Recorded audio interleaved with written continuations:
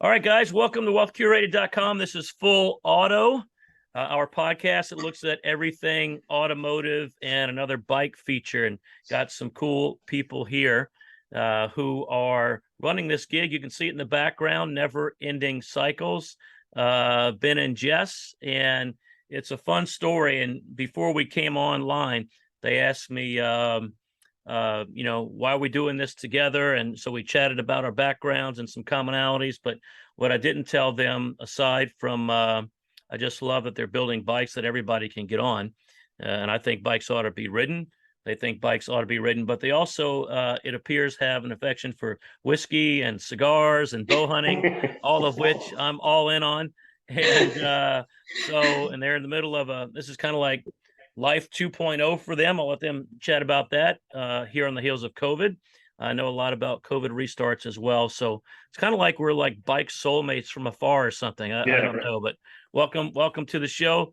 Tell us about NEC and what you guys are doing.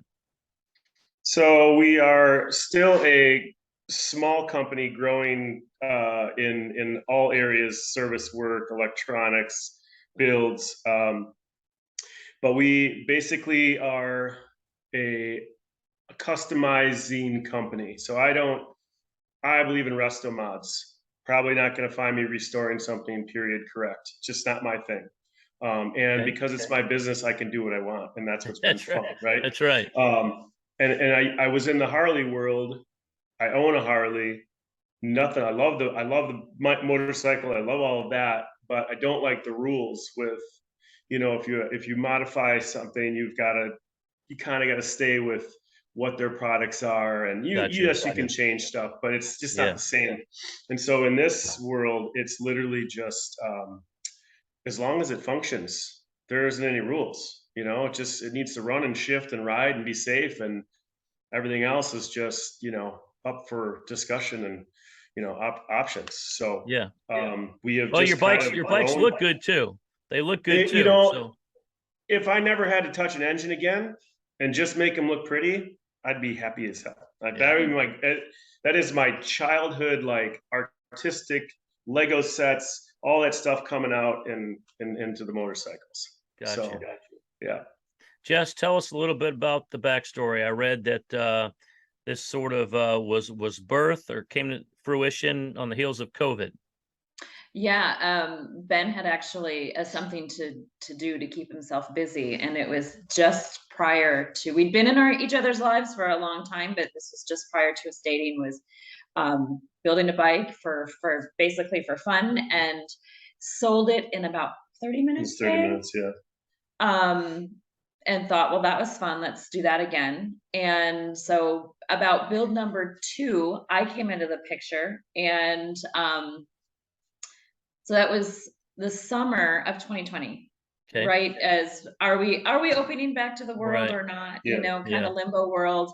Yeah. And now we're at about 4 again. No, I still have a quote unquote regular job at this time. Right. Yeah. So I did not have I wasn't shut down because the company I worked for did restoration and actually got into like some of the COVID cleaning stuff. Okay. So I was still somewhat employed. So at about bike 4, I'm watching, and I've been an entrepreneur my whole life, and lots of social marketing and individual marketing for myself. And I'm watching this like momentum build.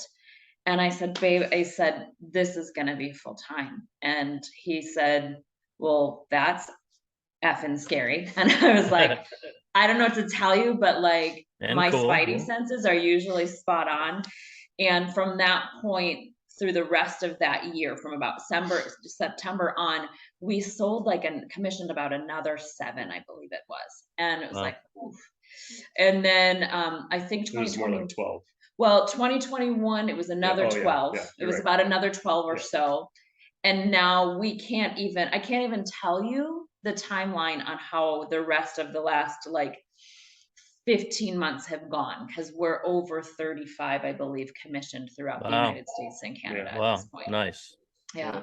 Cool. Yeah. And meanwhile, it went from I was had this health and wellness business that I was doing, and I'm a stylist part-time, and it was a freight train. And I'm like, you can't do this alone. You can't do this alone. So you have two choices: lose your mind, or I'm on board and I'm, Nice. helping you run this thing. So Okay. yeah, so and we partner really well together. Our joke is that he's the yin to my yang and vice versa. And if we both show up as yin one day, we're screwed. You have to work separately. Yeah. Right. Yeah. Yeah. Well, cool. So I saw, we were just talking before we came online about somebody's been working in your garage. I saw one of the videos, and Chuck Garrett pulled up on an R75. Tell us about that story. Of course, So we frame of reference, he played with Alice Cooper, plays with, tours with them. 22 years, I believe, Yeah. with Alice Cooper, if I'm mistaken. Yeah. So we were at a small show in Milwaukee, and mind you, like the shows, we like doing them, but they're bittersweet because they cost money, or away from home, or it's not necessarily, you don't necessarily get something out of every show, but you can't not go. So we went to this small little show in Milwaukee called Brewtown Rumble, and took one of my bikes there, and had no expectations. Kind of was just like, when can we go? We're done. And nothing against the show, it just was my state of mind.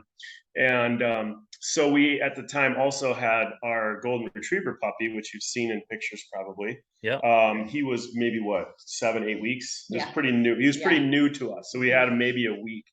And so we took him down there, and of course, everyone, loves puppies. And then you add on the golden retriever puppy, and like, oh my God, people Right. just lose their mind. We right? have a golden doodle, so Okay, we yeah. share that So as well. Yeah. just so cute. And so we're walking around with him, and this woman comes up, and pretty dark-haired woman comes up, and there's a guy kind of around her, and she said, "Can I see your dog? I just want to pat him." I'm like, "Absolutely, go ahead." And which I said to everyone. And she's like, "We just put our boxer down, and it's been rough, and we travel." And we started talking a little bit more, and she mentioned that they lived in Tennessee. I'm like, "What are you doing here?" Long story short, I start talking with Chuck, and it just through conversations, like, "So what do you do?" And he's like, "Well, I'm a bass player for Alice Cooper." I'm like, "Oh, okay." Big deal. And he just said it, nonchalant. And Yeah. I'm not Yeah. really a big starstruck guy, Yeah. and I'm not necessarily an Alice Cooper fan. So I wasn't like, it was like, okay, that's cool. All right. He's like, "Yeah, I'd love to come out and see your shop sometime." I'm like, okay, sure. That was it. Like, Right. I didn't Yeah. take that any farther Right. than, hey, have a nice day. Yeah. We'll see you tomorrow, Chuck. Yep, pretty much. Bring your guitar. And Right. so it was maybe, he actually did text me or message me later, like a week later, and said, "I was trying to come out, but I didn't have time." And I was just kind of still like, whatever. And then he messaged me on Instagram. He was like, "Hey, can I give you a call? I got a proposition." I'm like, "Well, sure. I'm a sales guy, an entrepreneur. I'm always gonna. What do you got?" So I just had no idea. So he calls me, and he's like, "Hey, I'm gonna be in Wisconsin because that's where my wife's family lives, from these dates, and I can email you the dates. But would it be okay?" And this is where he starts, like, he asks me. He doesn't just assume. He's like, "Would it be okay if I came out to your shop and just like learned?" I was like, sure. Like, I didn't, sure, and Right. still was still like, "Oh, this will be a cool opportunity." And then Yeah. true story. The first day he was supposed to come, I was like, "I'm not worthy of this," and I kind of had like, it was a typical Monday. So I said, "Let's start tomorrow," and just kind of pushed him off one day. So he comes out. Long story short, the guy has outworked me, even though he doesn't necessarily know what he's doing. He is just this ball of positive energy, and just like a child learning all the time. And That's awesome. it is so cool. A true master of a craft. You Yeah. can see that he wants to suck in everything Yeah. and every detail. Yeah. in the No, work. well, he's an artist. He sees the art Right. in the Exactly. process. Right. Yeah. And humble. And then, like, after that first day, he left and was like, "That's really freaking cool. Like, this is a really cool thing." And then I started, we started like name dropping, like, "Who do you know?" And he told me he's met George Clooney because he had a recording studio. And I was like, "That's okay. That's pretty big. That's one of my huge, I'm a big fan of his." And so throughout the week, we've just had fun. But then, shit, yesterday, he wasn't here today, but he's gonna be back tomorrow. Yesterday, it was movie quotes all day. We were like reciting stuff from the other guys. I'm like, Right. "I'm a peacock. I got to fly," and he's just back right before. It was just so much fun. it's taken it to a level, and truth be told, it is reinvigorated me, and it's exactly what God needed to send me, because it is. That's awesome. You know, Yeah, that's the and I thing with told him that.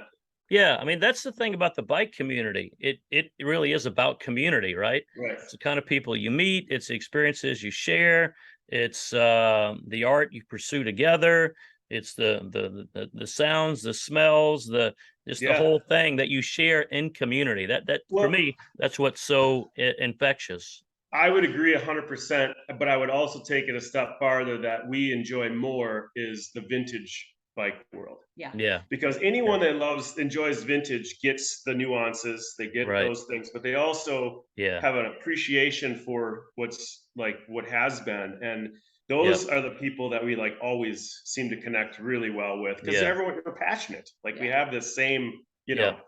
so that's been a lot of fun.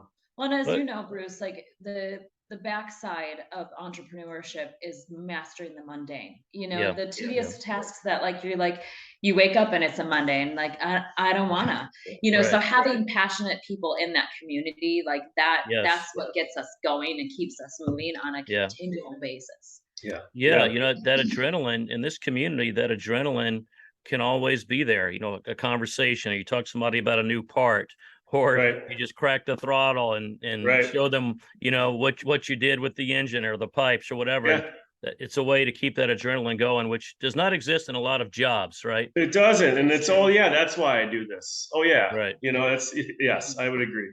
Yeah. And the vintage part, the history part, as I told you, I grew up in and around automobiles, largely the British stuff, because my grandfather ran a Jag dealership for 40 years. My first Yeah. car was a 79 Spitfire, British Wow. racing Great. green, Yeah. convertible, yellow racing Great. stripes that my grandfather fully restored. I was 16. I mean, at that point, you're hooked, you're locked in. Yeah. You had Yeah. a chick magnet, You're Bruce. done. I Yeah. know, No right? going back. Exactly, Yeah. right. So, but it's all about story, stuff you share with family, stuff you share with a buddy or an interesting person you meet, and that kind of it's the threads of your life. That's what I love about the automobile community.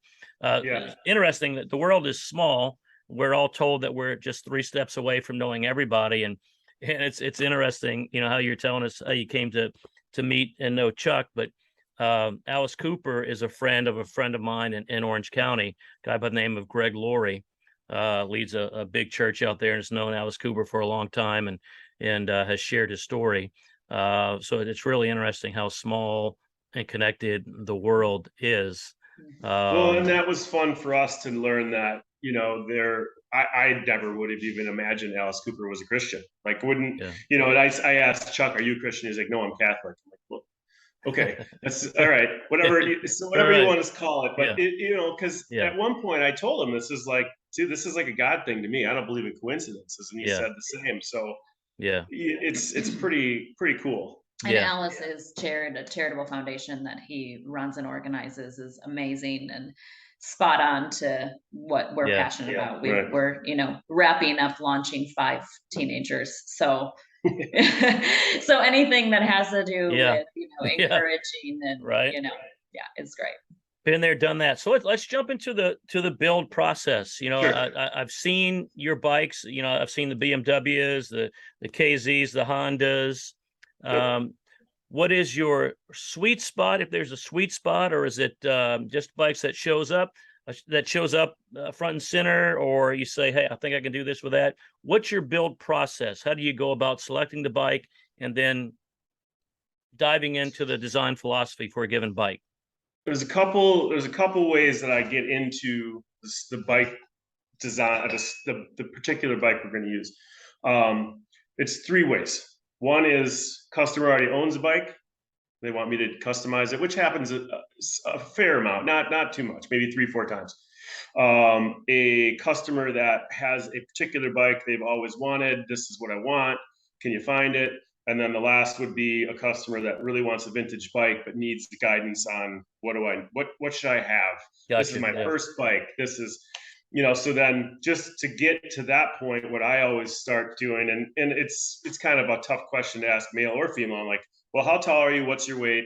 And because I Yep. need to know, if you're 200 pounds on a 400, you're not going to move very fast, you know. Right. And are you going to want to ride on the highway? Are you going to ride on dirt? What are you thinking you're going to use the bike for? You know, I can't Okay. have a 2-cylinder on a highway too often. You got to have Yep. a heavier bike, you know. So Yep. those are the kind of like preemptive things that I'll ask to find out what direction we're going to go. And then I take as little or as much customer input as they want to give. Okay. I prefer less, and not because I want to do it my way, but because I think I'm a 100%. I can say I'm actually 100% in the satisfaction of how the bike looks category. No matter what they said, because I've had people that said, just do it. I don't want to see it. That was scary. That only happened once, but you don't want to see it till it's done. Okay.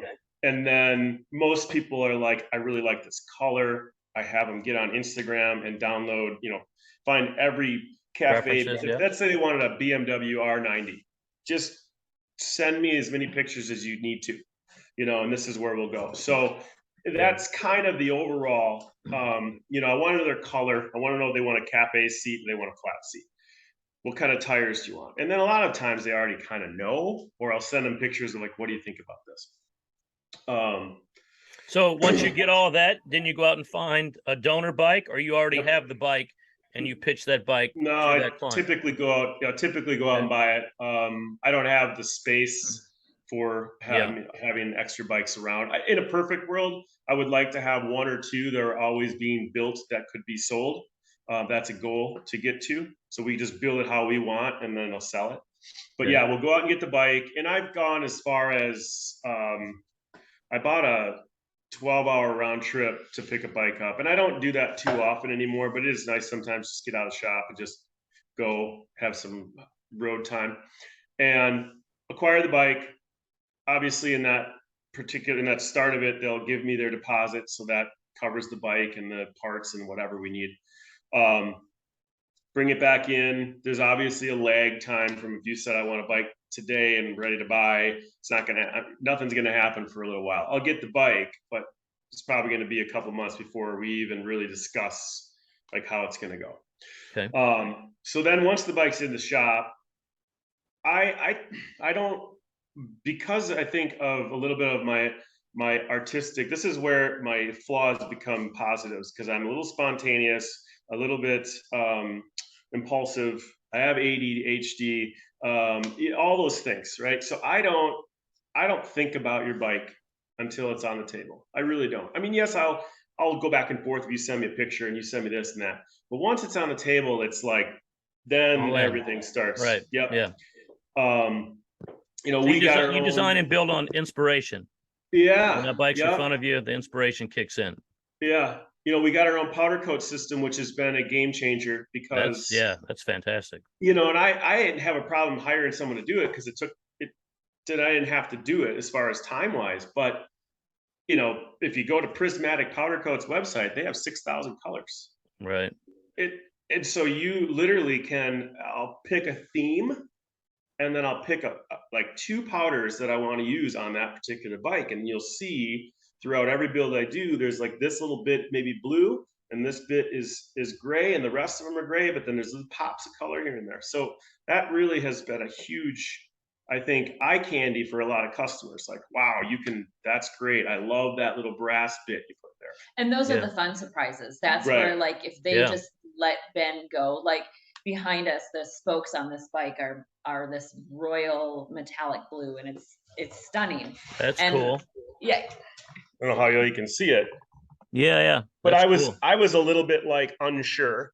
Okay. It's pretty bright, and he loves it. So it worked out.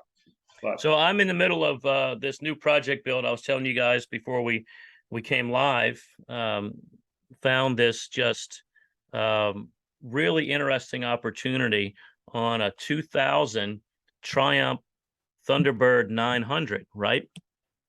We all know the Bonnies. We've seen everything under the sun done with the Bonnies, and I've had the Bonnie SC that I totally cafe racered out and put a custom paint job on it and seats and every little bit and piece. But I've never seen anybody take the time really to do something super interesting with the Thunderbird 900, Yeah. and it's been sitting for years. And so, you know, it's not perfect, but the tank is gorgeous. It's I would say nearly new, but pretty darn close to nearly new looking. And the lines on that bike are just fantastic. So I just decided something's got to be done with this. So we're going through the design process, and I've never seen anyone put a bubble fairing on that Sure. Thunderbird 900. Yeah. So we're experimenting with that. The design process is really fun. But in order to get a bike to be everything you want it to be, or everything a client's going to want it to be, you really do have to take your time and think through the design philosophy Yeah. and all those little bits and pieces, because it comes down to the details if it's For going to be sure. something that's over the top, right? For sure. Yeah. And I've done it. I think one of the things that I bring to the table, aside from some other builders I know, is I built every model so far. You know, I've built a Yamaha 650, a 400, a 550 Honda, you know, a 350 Honda, 360 Honda, to now into the. I've got 4 BMWs that I'm building right now, and so what's fun is, you know, because a BMW has its own look. You know, you're not gonna.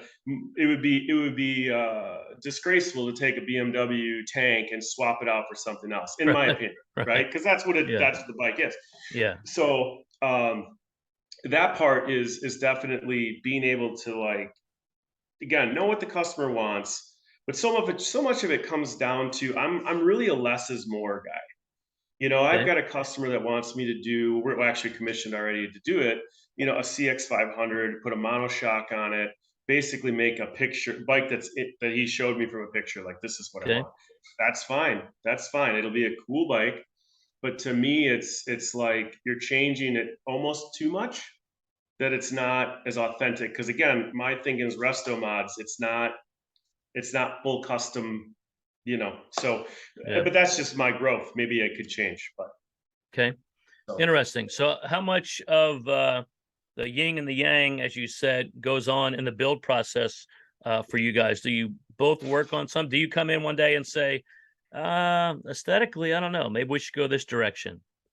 Are you both Yeah, involved? oftentimes, especially when it comes to color, just because I am a master colorist and makeup artist. So Yep. like I get that the palette thing so well and what Yep. colors complement each other. And so we talk a lot about that. And a lot of times Ben calls me in. He's like, babe, I just want another eye on this. Or yesterday he said, I want a woman's eye when Yeah. they were looking at things. So I do a lot of that. I also I'm really good at tearing down motorcycles now as well.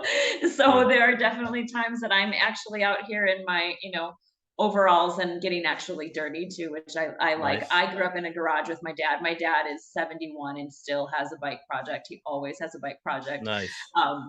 So that's been kind of a fun part for me. So yeah, so I definitely, and we'll even look at like a seat. Like, do we like the longer seat? Do we like the hump in it? Do we like a shorter seat? Depending on the lines of the bike and how Yeah. fluid things are. So, Yeah. so I give a lot of opinions, and sometimes we don't agree. Sometimes he asks my opinion, and I don't like something, and he's like, "Too bad, I do." I'm like, Yeah. "Okay, Yeah. great, So, then and do it's, it," and it yeah. always works out. So One of Gotcha. the things that's fun Yeah. that she'll do is, you know, her Instagram feed is full of like vintage Porsches.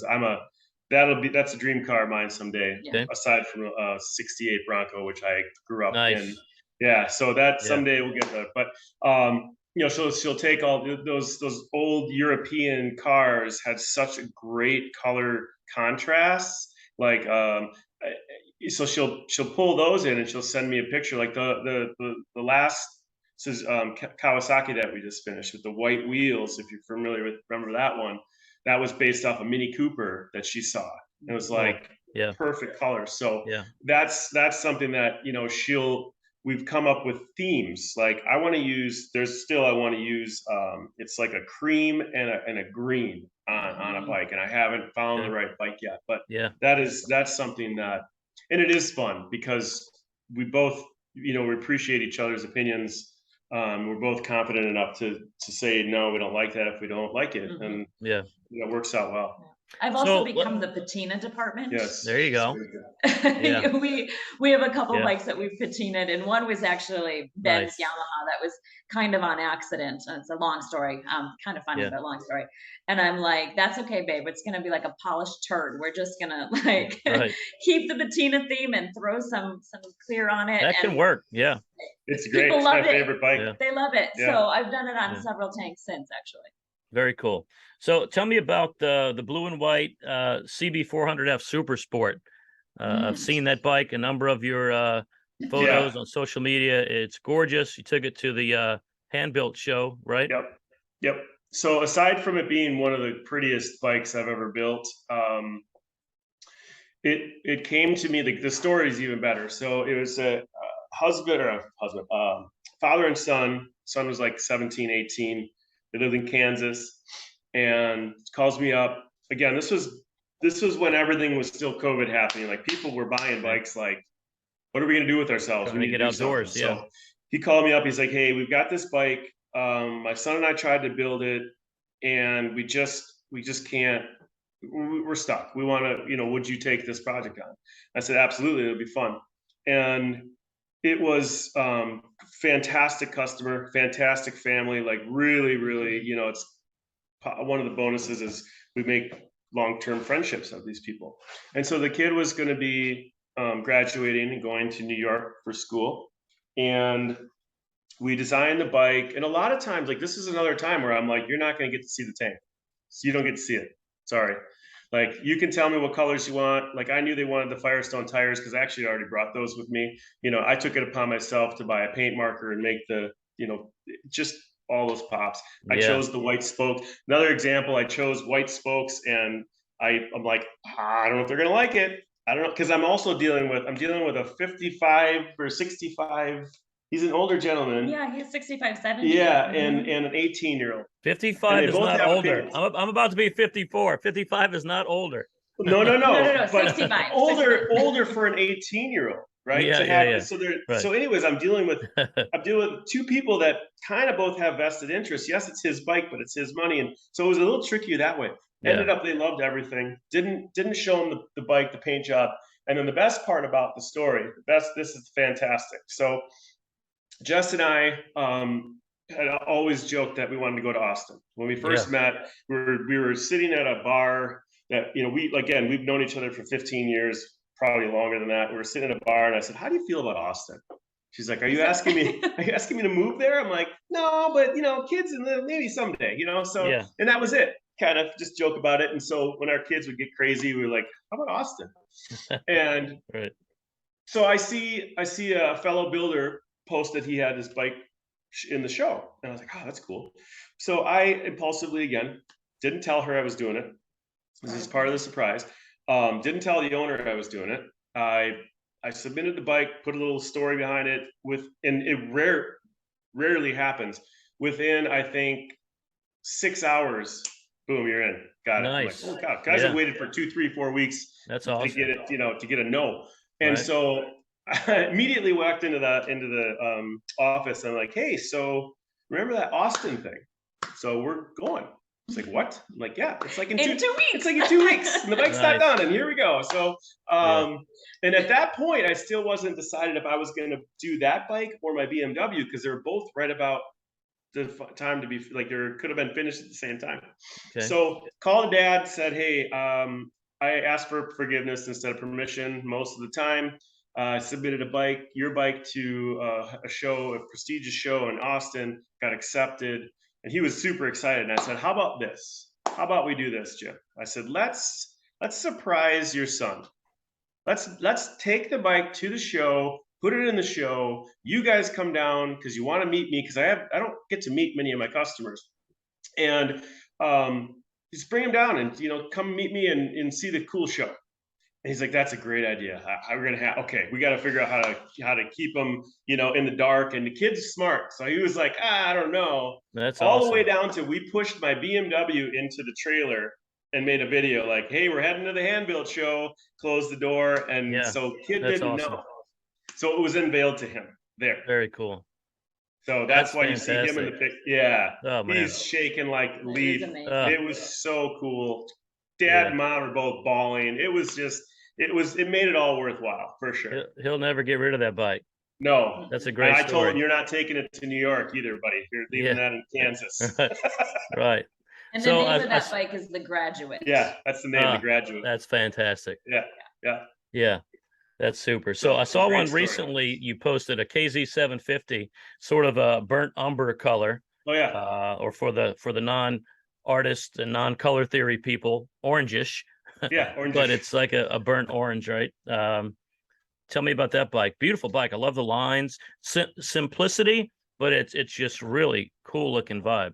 Yeah, it's an interesting bike because it's a 750 twin, and which means it's got a pretty decent amount of CCs for a small engine. So it had some speed and power to it, and not super heavy. The reason I started building that bike was I had the shop truck that I own, which is a 69 GMC fleet side, all patinaed and kind of, bag of bolts going down the highway. I was starting to build that, trying to do it myself. Okay. And I did put the frame together, did a lot of stuff. And I just kind of got to the point where I'm wrenching on bikes all day. I'm working on the weekends on my truck. It just isn't any fun. I'm not enjoying it. And that was the reason I wanted to do it. So I had met this guy at a car show, and I kind of said to Jess, I'm like, I think I'm going to try to find someone to build me a truck, and I'm going to build him a bike. And Nice. sure enough, it ended up working out that way. And so we chose this bike, and all I really got from him was I want orange, and I want the frame to be this color. And it ended up being built for his son as well. Okay. It was an interesting bike. It's the first one that I've done. If you notice the knee dents, I made those, and that's a lot of work, man. Love them. Absolutely much love work. them. Yeah. That tank paint job and all of the body work they needed to do to fix my, to make it perfect. I think it was $750. It was ridiculous. It was the second tank, babe, remember? No, I didn't blow that one. That wasn't that tank that grew up. Oh, okay. I thought that was the tank that you turned into a frog. No. And then, having the side, I've added that side sight glass. I don't know if you saw it in the picture, but I think on the throttle side, there's a plastic sight window. No, I missed that. Comes out. Yeah, I can send you a picture of it. It's pretty cool. Very cool. So that was built for a customer that in turn finished my truck, and that's how that went down. So it was a cool bike. And one more before we go and wrap up, and we'll have to have another conversation sometime. Too much to talk about, but the Terminator. Tell us about the Terminator. That's a bad looking bike. Yeah. So again, perfect example of it's a 79 CB 750 dual overhead cam. So like the first or second year of the dual overhead cam, which made them a little bit more reliable. Electronic ignition helped. That was kind of that project kind of just evolved. It was a customer that didn't really want to do anything, and then he kind of all of a sudden is like, let's do it. Let's figure out a price. We're going to do it. So we decided to build it. And perfect example of, I don't know what the bike's going to look like until it's on the table. And so that particular bike, I had to take the engine apart because it had two seized pistons. Ended up being just a shit show. There's so much work on the bike to do. But then it gave me an opportunity to powder coat the head and the cylinders, and which was super cool. Yeah, it's gorgeous. So then I took a picture of the head or the cylinders and just put the valve cover kind of on top of it on the bench and sent it to him. I said, I didn't say anything. I sent him the picture. He sends me back a picture of the Terminator with red eyes. And I was like, there's our third color. There you go. There we go. And so if you look at that bike from the right angle, it looks like his eyes from the top of the valve cover, and it looks like the Terminator. So that's where the name came from. Cool. The newest Terminator robot. The newest one, with the red eyes. So and guy's over the moon for it, loves it. He actually just got it delivered this last I think Sunday, and he lives in Minnesota, so he hasn't been able to ride it because it's been too cold. But a fast bike, it's fun. It was a fun build. And now all of the bikes that we do, we put our own electrical systems on. So we have Okay.